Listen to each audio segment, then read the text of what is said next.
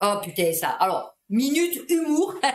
Eh oui, non, parce que j'ai dit, je vais un peu alterner, parce que sinon, on va finir suicidaire. L'indépendant.fr, insolite, agacé d'être pris pour des jardiniers, les policiers laissent 3000 plants de cannabis devant le commissariat. C'est pas méchant, c'est pas bien ça. Hein? Ah ouais, plus qu'à se servir. En signe de protestation, des policiers catalans ont laissé devant leur commissariat le cannabis qu'ils venaient de saisir.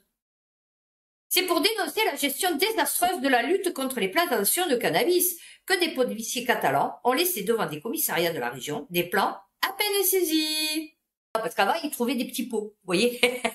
Et oui, ils trouvaient des petits pots sur les balcons, vous voyez, donc bon, quota. Vous voyez, oh, on a trouvé le petit pot, mon Dieu, le truc, il était comme ça, tu vois, enfin, il y avait 3 feuilles. Le mec, il était... Maintenant, il trouve des chantiers, vous voyez. Le mec, il a une petite villa, tranquille, dans son petit jardinet, voilà, de 3 mètres sur 2, il n'y a que du cannabis, tu vois. Donc, du coup, il faut qu'il coupe tout. Et oui, parce que c'est saisi. Donc, il faut qu'il coupe pour le récupérer. Parce que eux, ils appellent pas des jardiniers, vous voyez. C'est pas comme aux États-Unis que vous avez le mec pour récupérer ça, le mec pour récupérer ça, le truc pour récupérer l'autre truc. Non, non, nous, c'est le jardinier. Le mec, il fait jardinier, il fait condé, il fait passe vaccinal, il fait température, il fait tout le mec, tu vois. Il est polyvalent, le condé, maintenant. Des interpellations et des confiscations de grandes plantations. Eh ouais. Des enquêtes qui donnent du prestige à l'institution. Ah ouais, ça c'est sûr. Jardinier à temps partiel pour couper, ramasser et transporter les plantations vers les postes de police. Putain! Oh, vous devez rentrer dans le commissariat. Ah, vous ressortez, vous êtes défoncé. Ah oui, oui, oui, parce que s'ils mettent tous les plants qu'ils récoltent dans le commissariat, dans le truc des saisies, vous savez, les armoires, là, les pièces saisies, ah ouais, oula, il doit y en avoir des trucs, hein. Alors, les voisins ainsi que le supermarché situé juste en face du commissariat ont fait part de leur indignation devant la forte odeur de marijuana. Ah, je suis désolée, je suis obligée de rigoler. Ah non, mais... Il y a qu'en 2022 qu'on voit ça. Le communiqué du syndicat ne précise pas comment les plantes ont été détruites, ni si certaines personnes ont eu le culot de venir se fournir directement au commissariat. Ah non. Bonjour. J'ai vu que vous avez entassé là une espèce de fouet devant. Je voulais vous demander, si vous voulez vous en débarrasser, il n'y a pas de problème. Je récupère. Ouais. J'ai une petite société avec une petite estafette. Je viens, je vous en débarrasse en 3 secondes. Ah, je peux pas, c'est ballot. Ah ouais, non, parce que, ouais, non. Ah ouais, j'ai un cœur, hein, j'aurais bien voulu vous aider. Non, mais... Oh, et ça. Et j'ai vu le film.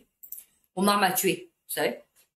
Bon, par contre, les films français, j'aime bien ça. Vous voyez, Mestrine, l'autre, là, vous savez, qui faisait les cambriolages, là, je sais pas quoi, là. Les braquages. Je sais plus comment il s'appelait. Ça, j'aime bien. Vous voyez, par contre, les films français, comme ça. Et lui, putain, vous vous rendez compte. Ça, c'est comme Patrick Dils. Mais moi, je vous dis, c'est le mec. C'est parce qu'ils veulent pas reconnaître. Là, c'est comme le Pupiou. La vaccination, réintégrer les soignants et tout. Ils veulent pas. Pour pas qu'on reconnaisse qu'ils se sont trompés. Moi, je vous dis, les mecs, ils se sont trompés. Moi, je vous dis, franchement, il y a des soucis là-dessus. Alors, la deuxième requête en révision d'Omar Radad rejetée. France TV Info.fr. Il avait été condamné à 28 ans pour le meurtre de Ghislaine Marchal. Vous vous rendez compte, à l'époque? Là, bon, il paraît qu'elle aussi, hein, elle était bien placée, hein, enfin, je veux dire, c'était pas n'importe qui. Mais, parce que bon, lui, du coup, c'était un arabe, hein, voilà. Mais, je vous dis, ça, cette histoire, c'est un peu comme le petit Grégory, c'est un peu comme Patrick Dils, là, heureusement que bon, lui, du coup, il a été relâché, peu cher. 28 ans, en 91. Maintenant, tu fais le même truc, ouais, tu te prends, non. Et encore, bracelet électronique, tranquille. Ah ouais, non. Il avait été gracié en 96, mais pas innocenté. Ah, d'accord. Putain, heureusement pour lui. Ah, il s'est tapé 5 ans quand même. La commission d'instruction, ouais, bah, c'est chiant, attends. Et là, on t'accuse, bon, il s'en bat les bonbons maintenant, il a 50 ans passés, je sais pas quel âge il a. Ouais, il est vieux maintenant, il a les cheveux blancs et tout. Vas-y, innocente-le. Fait, je veux dire, on le sait que de tout ça. La commission considère que les ADN ne peuvent pas être datés au motif qu'ils ont peut-être été pollués. Nous sommes scandalisés par cette décision qui ne respecte pas la loi de 2014 qui permet la révision en cas de simple doute. Ouais, parce qu'il paraît que les gendarmes, ils ont fait de la merde encore. Ils n'ont pas été capables, vous voyez, de de bien prendre les indices, les preuves, de faire les analyses. Qu'est-ce que je... Montpellier, 20 minutes, 5 personnes condamnées pour fraude aux subventions pour la rénovation de logements. Eh ouais. Combien? Alors, 14 sociétés et 130 appartements. Oh, ça va. 100 000 euros d'amende et la somme de 130 000 euros saisis sur des comptes ont été confisqués. Oui, d'accord, mais 130 appartements, ça va, ils ont dû toucher, hein. Un peu plus que 130 000 ou même 230 000 euros, hein, puisqu'il y a 100 000 euros d'amende et 130 000 euros qui a été saisis. Rends les pépettes. Tu rends les pépettes. Voilà, tu nous rends nos pépettes. C'est nos pépettes. Ah oui, c'est nos pépettes. Sujet plus léger. Proxénétisme dans les cités. Ma copine m'a vendu pour 50 euros. Leparisien.fr. C'est gentille copine. Oui, oui. Cette jeune femme, âgée d'à peine 18 ans, a été livrée à des souteneurs par une rabatteuse de son foyer de... Ah, vous avez compris pourquoi je m'arrête. La fille est en foyer. De Versailles avant d'être violée et prostituée. Elle, personne très équilibrée plus tard. Oui, oui, oui. Ces deux proxénètes et violeurs ont écopé de peine allant de 2 à 12 ans de réclusion criminelle. Ouais, c'est-à-dire que le premier, 2 ans, va se faire 6 mois, et le deuxième, et le deuxième, 12 ans, il va se faire, 4 ans. Voici son récit. Ouais, non, bah, de toute façon, je l'ai pas parce que du coup, les mecs, 33 à 38 ans. 3 mecs. Ah, mais c'est bien, gentille copine. Ah oui. Ah, c'est merveilleux. Oh, bubunette. Alors ça, vous voyez, aussi. Ça, c'est dégueulasse. Midi libre. Jeté dans une benne, un chihuahua sauvé de justesse du broyeur de la déchetterie. Tu veux pas de ton chien? Laisse-le dans la rue. Amène-le, abandonne-le devant la SPA, on s'en fout, fais un truc, tu vois. Mais ne le jette pas dans une benne. Il me dégoûtait, les gens. Le petit chien se trouvait alors en bien mauvaise posture. Il a en effet été repéré dans une benne de la déchetterie de Châteauneuf-sur-Loire dans le Loiret, alors que le rouleau compacteur venait de se déclencher pour broyer les déchets. Et il ne doit son salut qu'à la vigilance du personnel qui, alerté par ses petits cris, avait fini par le découvrir au fond du conteneur. C'est horrible. Un sauvetage de justesse, puisque le petit chien se trouvait alors en bien mauvaise posture. Il a en effet été repéré alors que le rouleau compacteur venait de se déclencher pour broyer les déchets. On l'a attrapé et on a réussi à le ressortir. Il y a un mur d'1 mètre de haut devant nos bennes. En l'absence de tatouage. On en est à la puce, chérie, hein. Mais le chihuahua devrait bientôt avoir une nouvelle famille, car sa mésaventure a été partagée sur les réseaux sociaux. Et au milieu des nombreux messages, dénonçant la cruauté du traitement qui lui a été réservé, plusieurs personnes ont déjà proposé de l'adopter. Me dégoûte, les gens. Je vous jure, je suis arrivée à un point où... Comment? Voilà, regardez ça. Comment vous voulez mettre ça dans une benne pour que ça finisse trop laide. Pour que ça finisse broyé. Voyez? Et cette chaîne, bah, je l'ai payé 1700 euros, hein, cette merde. Ah, c'est pas vrai, c'est pas merde. Eh ben, il la voulait pas parce que regardez, elle a pas les oreilles droites. Voyez? Et si je l'aurais pas pris, ben, je suis sûre qu'elle aurait fini euthanasier ma fille. Ma paillette. Bon, minute émotion. Voilà. Hein? Ouais, non, parce que ça me... Moi, je vous dis, moi, les enfants et les animaux, un peu plus léger, on va dire. Tu vas avoir 14 à chaque épreuve. On vous raconte l'affaire de fraude présumée au concours de commissaire qui a coûté sa place à un très haut gradé de police. France TV Info. Je crois que je vais faire les chats qui pianotent sur les pianos. Ouais, je crois que ça, parce que moi, ça me fatigue. Et après, ça vient vous interpeller et vous faire des rappels à la loi, tu vois. Voilà. L'un des plus hauts responsables de la police et une commandantes qui avaient noué une relation intime ont été mis en examen fin mai, soupçonnés de fraude au concours de commissaire. Alors, il s'était juré de faire accéder sa maîtresse au sommet de la hiérarchie.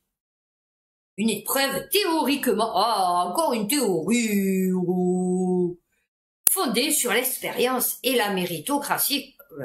Attendez, très experte.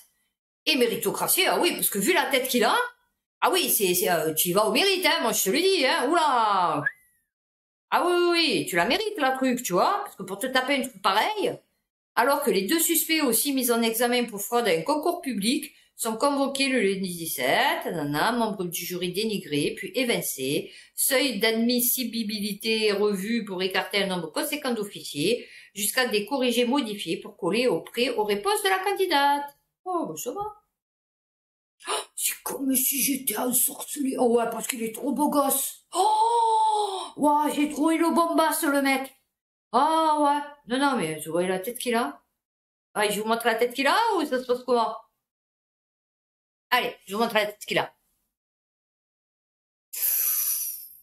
Cette bombasse? Ah ouais. Ah, tu vois ça? Ah, mais tiens, sorcelé, hein. Ah oui, oui, oui. Oula. Faut avoir du courage et du mérite, hein. Ouais, ouais, ouais. Alors, tu vas avoir 14 à chaque épreuve. Frédéric Dupuc. Pardon. Ose même se comparer aux candidats. Je fais quelques kilos de moins et quelques années de plus que vous tous, mais moi, nom de Dieu. Oh, c'est pas bien de jurer sur la tête du bon Dieu. Je respire l'énergie quand on me voit. Ouais. Ouais, je dirais pas laquelle d'énergie. Hein? On a affaire à des gens qui ne savent pas corriger. Alors, je fais le maximum pour que ça marche. On a affaire à des gens qui ne savent pas corriger. Je redresse la barre. Ils vont m'avoir sur le dos. Tu vas avoir 14 à chaque épreuve. Votre jury de taré. Ah, c'est un pervers narcissique. Tu n'as pas été bonne, mon amour.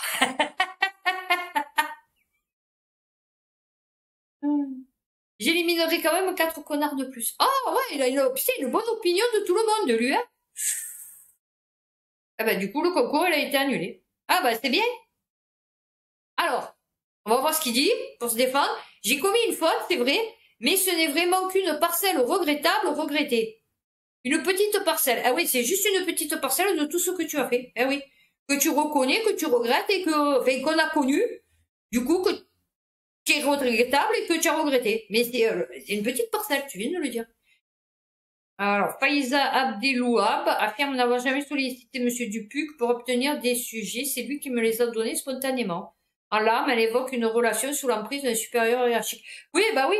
Ça, c'est comme celle à la femme de mon père, 30 ans de moins que lui, qui nous a pillé les comptes en banque et qui me connaît depuis, et qui me connaissait, du coup, puisque je lui parle plus, depuis que j'étais bébé, hein. Donc, bon, ça va, je la connaissais bien, elle faisait genre partie de la famille.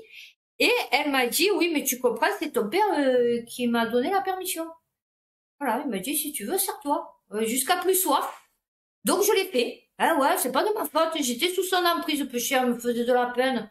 Ah ouais, je l'avais placé à l'EHPAD. Ah ouais, comme ça, je savais qu'il avait plus que 2, 3 ans à tirer. Et du coup, pendant ce temps, il m'a dit, vas-y, vide les côtes.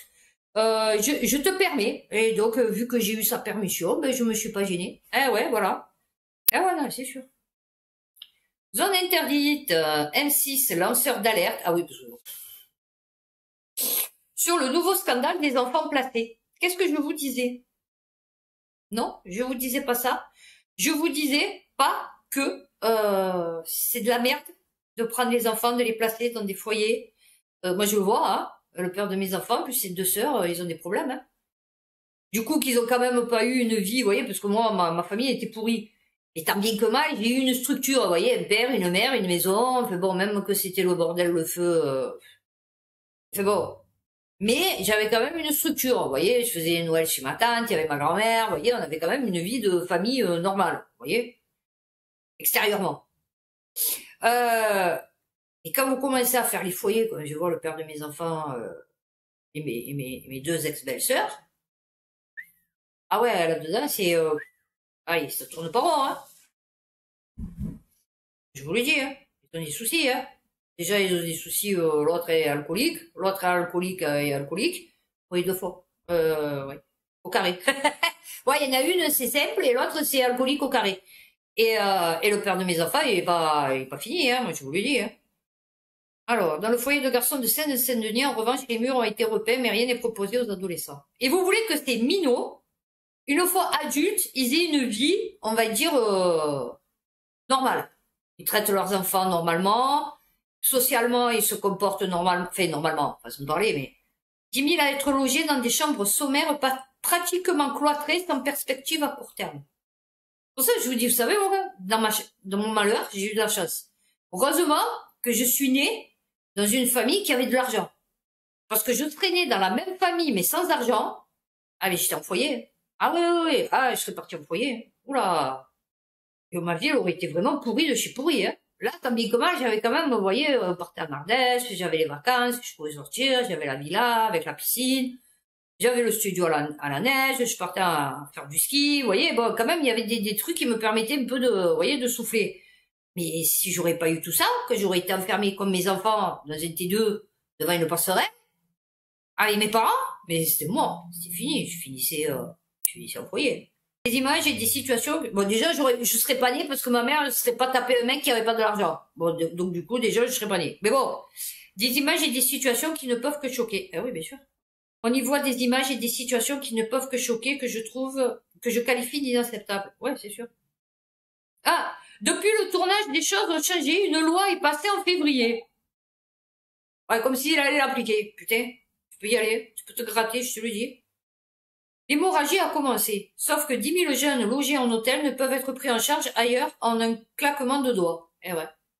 Personne ne veut de ce type de structure à côté de chez eux. Eh ouais. Ben, faudrait déjà se demander pourquoi il y a des minots dans ces structures, tu vois. Voilà. Déjà se poser la question à la base. Il avance que presque des 50% des familles d'accueil vont partir à la retraite d'ici à 5 ans. Moi, je voulais faire ça, famille d'accueil. Moi, ça m'aurait plu de prendre un minot comme ça, d'essayer de le cadrer, tu vois. C'est horrible. Ce qu'on fait aux animaux, c'est horrible ce qu'on fait à la terre, c'est horrible ce qu'on fait à nos enfants. Pollution de l'air, le monde, l'État de nouveau condamné par le Conseil d'État qui lui inflige une amende record de 20 millions d'euros. J'ai pas compris. Où ils parlent les sous? Pourquoi le Sénat, le Conseil d'État, qui est nommé par l'État, enfin le gouvernement, bon du coup, inflige parce que maintenant le Conseil d'État il peut infliger une amende record à l'État en fait. Dans une décision rendue lundi, la haute juridiction administrative sanctionne le gouvernement pour sa norme de niveau de pollution dans les principales agglomérations. Oh bah là il y a ZFE, on n'aura plus de voitures. Donc après une première condamnation, la facture s'élève désormais à 30 millions d'euros. Mais oui, bon, c'est sous. Bon, l'État. Bon. Eh ouais, non, mais je comprends pas c'est quoi le projet. Puisque c'est l'État. C'est l'État qui poursuit l'État. Et qui paye une amende à l'État. Et tout ça, ça nous coûte des sous. Ok. Non, non, mais... Alors, fraude à la carte vitale, il se fait escroquer 14 000 euros. Capital. Alors, passant recevoir un SMS d'Amélie lui demandant de renouveler sa carte vitale, un homme a communiqué ses coordonnées bancaires. Eh ben, en tout cas, il y avait beaucoup de sous sur son compte, hein. Moi, je te le dis, parce que pour qu'on te prélève 14 000 euros, Mathieu, eh ouais. Problème, il s'agissait en réalité d'un faux site internet. Ok. Après avoir communiqué son nom, prénom, adresse, numéro de téléphone, le numéro de sa carte bancaire pour régler les frais d'envoi.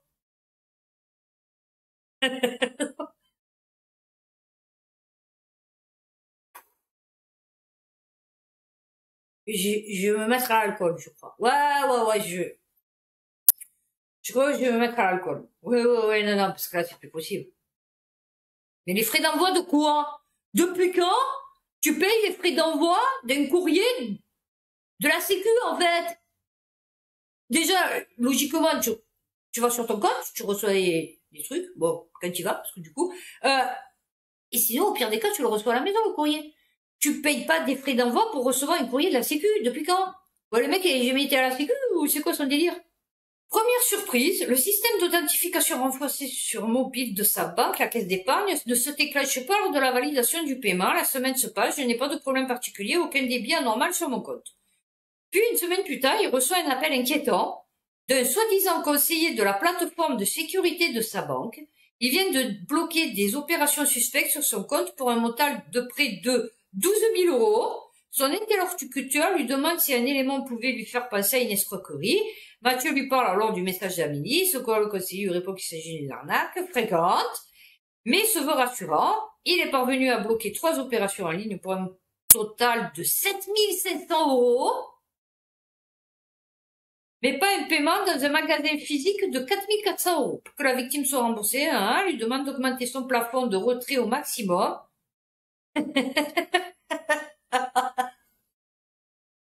Pour que la victime soit remboursée de ce dernier, l'escroc lui demande, alors en plus le mec, il lui envoie un mail, et après il appelle, lui demande d'augmenter son plafond de retrait au maximum, soit 13 000 € sur son application bancaire, confiant Mathieu s'exécute. Ah ouais, non mais... Le faux conseiller va ensuite plus loin en demandant à Mathieu de se rendre dans les locaux du service fraude de la banque. Ne pouvant pas y aller, le malfaiteur lui explique alors que l'assurance moyenne de paiement autorise l'envoi de coursiers pour récupérer sa carte bancaire. Afin que les 4 400 € lui soient remboursés. Rassuré par le conseiller qui lui indique qu'il le tiendrait informé de la suite, l'homme lui donne son code puis sa carte bleue au boursier. Un taxi venu la chercher. Non, non, non.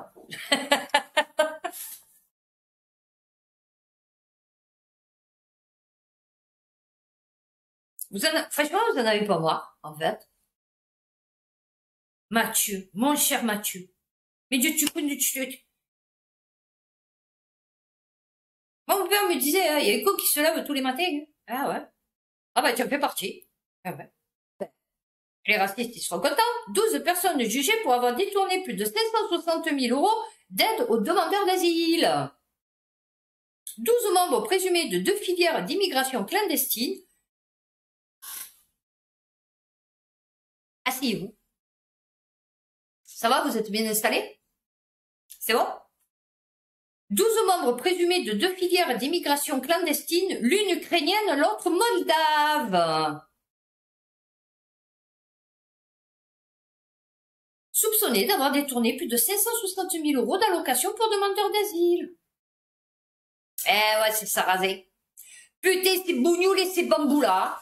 Oh là là, ces bambous-là. Ah oui, c'est singe. Eh oui, non, parce que les bambous-là, c'est des singes. Eh oui. Les prévenus jugés pour escroquerie en bande organisée et aide à l'entrée et au séjour irrégulier auraient fait venir en France, entre 2019 et 2021, plusieurs dizaines de ressortissants moldaves et ukrainiens. Eh ouais. Eh ouais, parce que le moldave et l'ukrainien est blanc. Donc, il ne se remarque pas. Tu vois?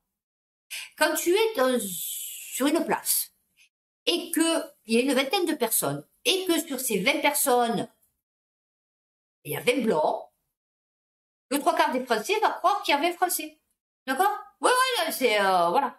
Alors que, sur ces 20 blancs, il peut y avoir des Ukrainiens, des Moldaves, des Croates, des Roumains, des Yougoslaves, Mais, là, c'est pas grave. Parce que c'est ton sur ton, c'est monochrome. Tu vois? Voilà. Dès qu'il y a un peu, tu vois, des nuances colorées, de suite, là, oula! Ah oui, c'est sûr, ça se remarque plus. Tu vois? Ah, je suis con. C'est pas des bougnoules et des bambous, là. J'entends crier dehors. Oui, effectivement, c'est ce bâtiment en bas de chez moi. Voilà. Oui, effectivement. C'est pour ça que je me disais, j'entends des cris. C'est bizarre. Et oui, effectivement, ça se pailletait. Voilà. Hein, ça, c'est le quotidien de Marseille. Hein, voilà. Alors, ça, je sais pas. Bon, on va pas mettre 2 heures dessus. Musique, le chanteur Mika Ben est mort d'une crise cardiaque après un concert à Bercy. Voilà, 20 minutes. Eh ouais. Parce que je parle de ça, hein, du coup. Figurez-vous que mon frère, bon, lui, il a fait un piou-piou. Enfin, il est pas fait un piou-piou, mais disons que rien en fout du piou-piou pour aller manger au restaurant et tout. Il s'est fait faire ses 3 vaccins, hein, pour avoir son passe vaccinal. Et peut-être 2-3 mois après, il me dit, ouais, j'arrêtais pas de tousser, je me sentais essoufflé et tout. J'ai dit sûr, c'est pas le plus j'ai dit parce que tu sais, le plus problème de cœur, tu vois. Il me dit non, non, bon, mon frère, il a une polyglobuline. Bon, je sais pas ce que c'est, fait bon. Et donc, il est suivi. Vous voyez, je veux dire, c'est pas comme moi qui vais jamais chez le docteur. Et il me dit, donc, je suis allée chez le docteur, il m'a mis sous antidépresseur. Parce qu'il lui a dit, oui, c'est sûrement... Bon, c'est vrai, hein, parce que moi, ça m'était arrivé, hein, quand j'avais fait ma dépression, j'avais des palpitations et tout, et j'avais des essoufflements, et en fait, c'était ma dépression. Donc, il lui a dit, oui, vous devez être stressé, machin et tout, donc il lui a donné des antidépresseurs. Ok. Et là, je l'ai appelé la semaine dernière, et il me dit, ben, j'ai passé 5 jours à l'hôpital. Je lui ai dit, qu'est-ce qui t'est arrivé? Il me dit, ben, figure-toi que j'arrêtais pas de tousser, de tousser, de tousser. Il m'a dit, au début, je croyais que j'avais le Covid, donc je suis partie à l'IHU. Oui, parce qu'il va voir l'IHU, de la Timone. Il me dit, je suis partie voir l'IHU pour me faire le test. Et en fait, ils se sont rendu compte que, ben, j'avais un problème au cœur. Je me dis, mais comment tu as un problème au cœur? Alors, je sais pas ce qu'il m'a raconté, la veine, aorte, je sais pas quoi, elle était dilatée.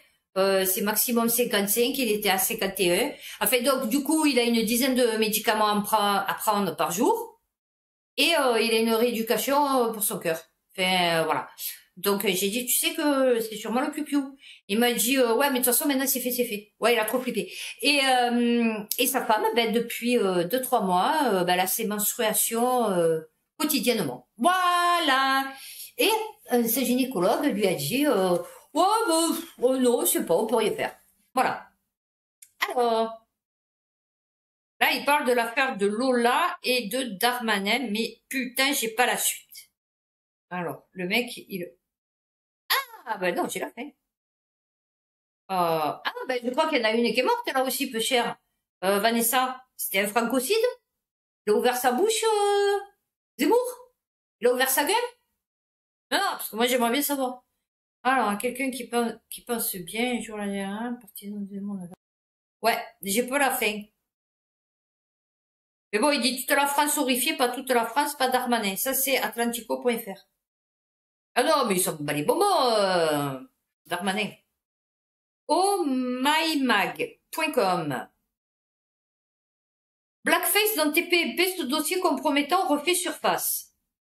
Ce mardi 18 octobre, les chroniqueurs de Toula ont réagi à des lycéens faisant un blackface. Je vous ai raconté que c'était dans le lycée de ma fille. Internaute de ressortir. Bah oui, parce qu'ils l'ont fait aussi. Ah oui, non, mais je vous dis, les conseilleurs sont pas les payeurs. Jean-Marc Morandini sera jugé le 24 octobre prochain pour corruption de mineurs. Et il est à la télé. Le mec, il est jugé pour... C'est pédo. Proposition sexuelle à 2 mineurs de 15 et 16 ans. Interdit au moins de 25 ans. Mort de rire et de lol. Oui, parce que lui, il est plein de mort de rire et de lol. A pu consulter était en effet explicite. Donc ça, c'est les textos. Tu bandes de là, mort de rire? Lui demandait-il par exemple le 10 mars. Le jeune homme affirmant que oui, l'animateur répondait alors Second témoignage. Voilà, film américain, Ken Park. Ah oui, le casting. Ouais, c'est ça. Harcèlement sexuel. Et travail dissimulé. Faites attention à vos enfants. France Info, France TV Info.fr, gestion du Covid-19. On ne comprend pas pourquoi Édouard Philippe n'est pas mis en examen, réagit l'avocat d'une association de victimes. Maître Yacine Bouzrou s'étonne de cette décision. Ah non, bah moi, elle m'étonne pas. Hein. L'autre, elle est allée faire la pleureuse encore. Putain, qu'est-ce qu'ils aiment pleurer, ces Français. Et je comprends pourquoi. En fait, quand vous regardez les politiques, en fait, ils sont juste le reflet de la société française, en fait. Hein. Des lâches, des gens qui attaquent le plus faible, qui se ferment leur gueule devant le plus fort, qui viennent chouiner toute la journée, tu vois, voilà, c'est, comme on dit, on a les gouvernements que l'on mérite. MSN.com. Il étrangle sa fille d'1 an et frappe sa compagne enceinte qui perd leur bébé. Peine de mort. Aristide M. Pourquoi tu dis pas... Bon, déjà, Aristide, bon, déjà, on va lui... Enfin, on sait de quoi on parle. M. Pourquoi tu mets pas le nom? Pourquoi tu mets pas le nom? 32 ans, comparé ce lundi, alors, mais à M. Voilà, A.M. Parce que de toute façon, Aristide, on sait que c'est un blanc français, enfin, tu vois... Quoique, ça peut être un black, hein. Oui, parce qu'ils ont des noms chelous aussi, comme ça. Comparer ce lundi jusqu'à mercredi pour avoir involontairement, ah oui, provoqué la mort de son bébé en frappant sa compagne. Eh ouais, il savait pas. Attends. Ma foi, il pensait pas, il pensait que c'était un casque. Qu'elle avait un ventre coquet, tu vois, voilà. Donc, il pensait que à la bombarda, tu as vu, le bébé, à l'intérieur, il sentait rien, tu vois. Voilà. Là, les gamins étaient poursuivis pour avoir le même jour étranglé leur petite fille d'un an. J'espère qu'elle est pas morte. Ah oui, non, continuez la lecture sur l'application. Donc, on va pas le faire, parce que c'est bon, j'ai pas envie de télécharger l'application. Ah, c'est bien. Aristide M. Eh ouais. Comme quoi, hein, il y a des tordus de partout, hein. Alors, entre les bambous là qui vous courent à coups de machette, hein, qui pénètrent chez vous, en se disant par une fenêtre. J'ai rien compris à cette histoire. Vous le savez que le père là, que j'ai fait la vidéo la dernière, j'ai rien compris à cette histoire encore. J'ai rien compris à cette histoire parce que là j'attends que soi-disant il serait monté par la fenêtre. Pourquoi pas? Et pourquoi déjà la fenêtre était ouverte? Donc c'est qu'il avait repéré, puisque c'était pour s'adonner à des attouchements sexuels. Donc, il savait où elle était la chambre de la petite. Il a escaladé. Elle était au rez-de-chaussée. J'ai pas compris. Franchement, cette histoire, elle est trop chelou. Moi, je vous dis, il y a un problème. Humour. Enfin, humour. Oui, parce que du coup, j'ai pensé à un 1er avril, mais je me suis dit, ouais, au mois de novembre, c'est compliqué. Une amende pour les automobilistes qui porteront une doudoune en voiture cet hiver? Non, mais mort de rire. Au Royaume-Uni, comme le rapporte The Mirror, les automobilistes qui portent une doudoune en voiture risquent une amende particulièrement salée. Et ce, peu importe la température qu'il fait à l'extérieur. De l'autre côté de la Manche, la sanction peut effectivement s'élever à 5000 lire, soit près de 6000 euros.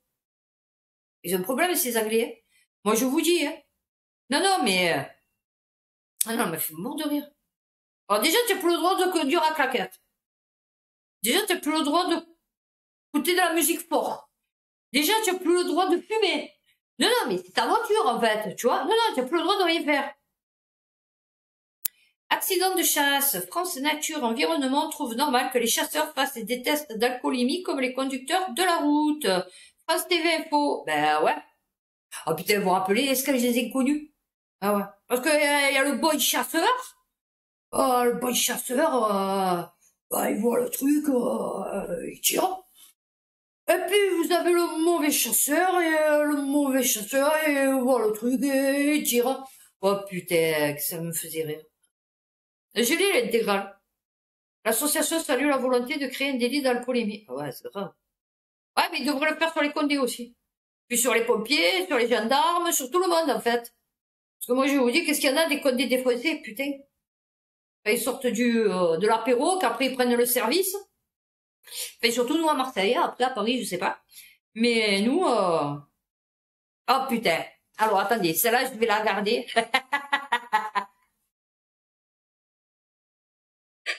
Après un truc bien cracra, qui nous aura bien cassé le moral, je vais vous lire celle-là. Ah oui. Alors attendez, je mets un petit favori. Ah ouais, non. Alors. Allez, on va faire un truc bien cracra. Enfin, bien cracra, non, pas trop, mais puisqu'on en était aux chasseurs. À l'Est, un agriculteur de Concoul refuse l'accès de ses terres aux chasseurs, puis est roué de coups devant sa famille. M'équilibre. L'altercation entre l'agriculteur et les chasseurs s'est produite en décembre dernier dans un restaurant du village. Un agriculteur de 28 ans, installé à Concoul depuis 6 ans, exploitant d'une vingtaine d'hectares en maraîchage, se heurte depuis 1 an à une société de chasse. Le propriétaire ne veut plus que les chasseurs pénètrent sur son exploitation et chassent sur ses terres. Il a raison, c'est ses terres.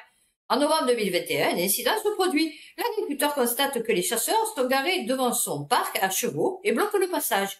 Lorsque le propriétaire des lieux leur demande de partir, les chasseurs, dont un des deux prévenus, se font menaçants. On va prévenir la fédération, ça va te coûter cher, on va envoyer les sangliers contre les clôtures. Ouais, tu as compris la menace de fou, quoi.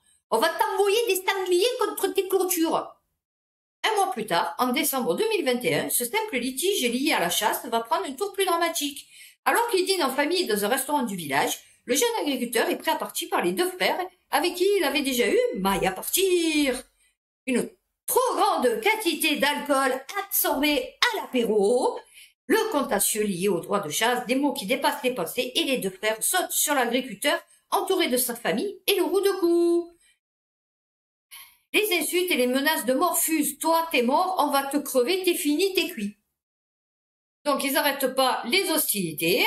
Ah ouais, parce que... Alors, là, tu vas, tu leur casses les jambes. Tu vas voir les hostilités. Alors, les frères reconnaissent une forte consommation d'alcool, leur caractère colérique et confirment leur responsabilité dans l'altercation.